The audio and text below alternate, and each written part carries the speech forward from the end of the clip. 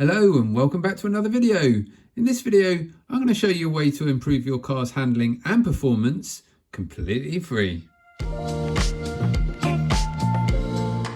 Okay, so today we're going to be looking at center of gravity.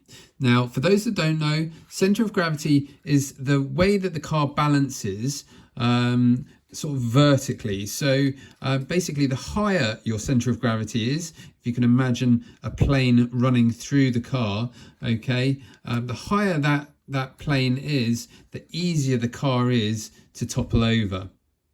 Now, obviously, we don't want the car to topple over. We want to keep our car stuck firmly to the ground. Now, to do that, we try and lower our center of gravity, and that keeps the car as stable as possible. Okay, so how is the center of gravity determined or changed? Well, basically, it comes down to where the sort of mass and weight is in our car. And we want those heavy components to be as low down in the car as possible, therefore lowering our center of gravity. Okay, so looking at some of the components of the car, some are obviously going to be easier to move than others. Things like the motor and the servo, both fairly fixed, so there's not really much that we can do there. Now, one area that does make a difference, and that is the battery. The battery makes up a large proportion of the weight of the car, so trying to get that as low down as possible will in turn improve our performance and handling. Right then, so how are we going to lower this battery and lower the center of gravity?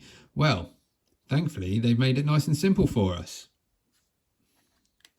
Now, underneath the car, we have 4 screws that I have removed already. They use a 1.5mm driver. Once we've removed those, we can then slide out our battery tray, like so. Okay, so just offering our battery up to our tray, just to have a bit of a look and establish what we're going to try and achieve. Now, obviously, there are parts on this that we do want to try and keep. The retaining system does work quite well, so we want to try and keep that. These side portions here, these corner portions, front and rear, we do want to try and keep as well. We do need to try and keep this battery nice and secure. We don't want it sliding around and affecting the balance of our car whilst we're driving.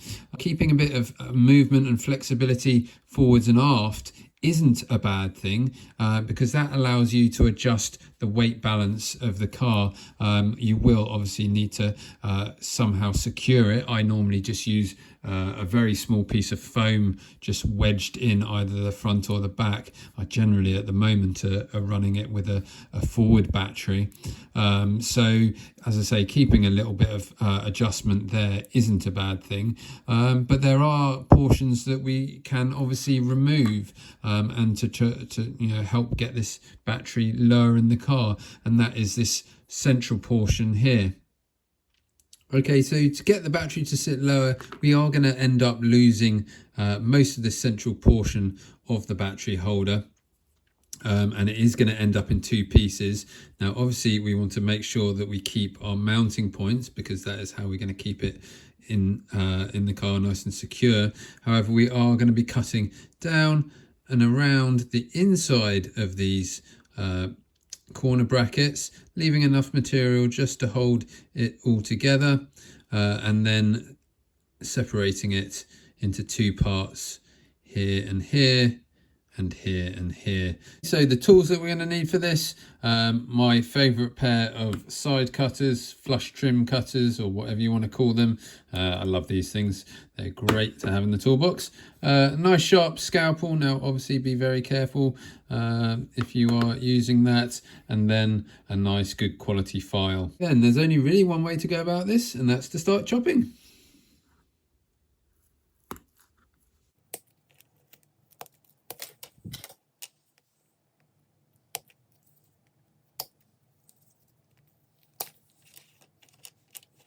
Okay, so we've separated it into 3 bits. The central bit, we don't need any longer.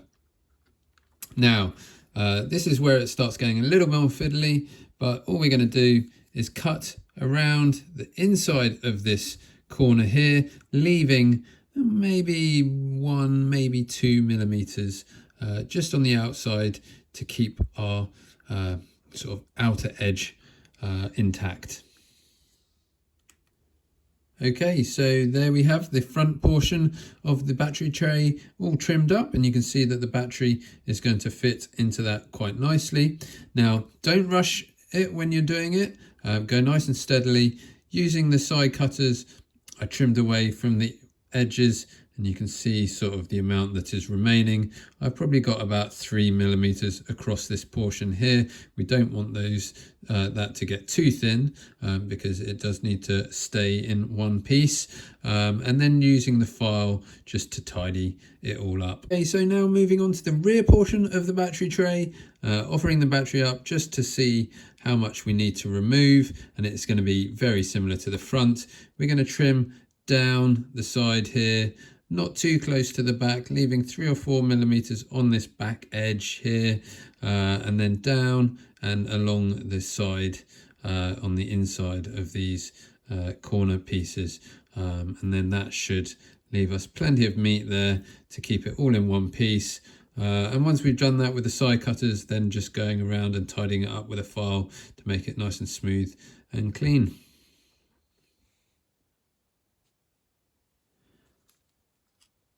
Okay, so that is the rear portion trimmed up, and the battery will fit in there fairly well.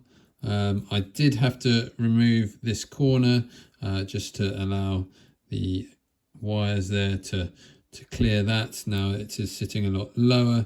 The other side should bend around quite happily. So let's get this installed back in the car and see what it looks like.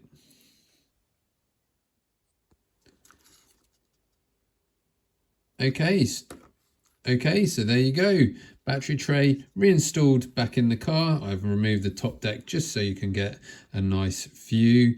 But yeah, looking all good from here. Now with the top deck back on, we have obviously got a lot more room in there now that the battery is going to be sitting that much lower. Excuse the fingers.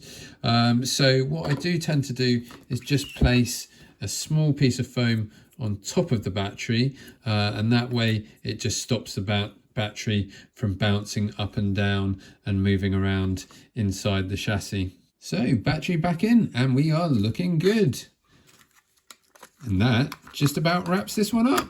Now, if you've enjoyed this video and found it helpful, please give it a thumbs up and feel free to drop us a comment below. Subscribe to the channel and hit the bell so you never miss an update. And don't forget, whether you're out in the woods or at the track, have fun. Thank you for watching, and I will see you next time.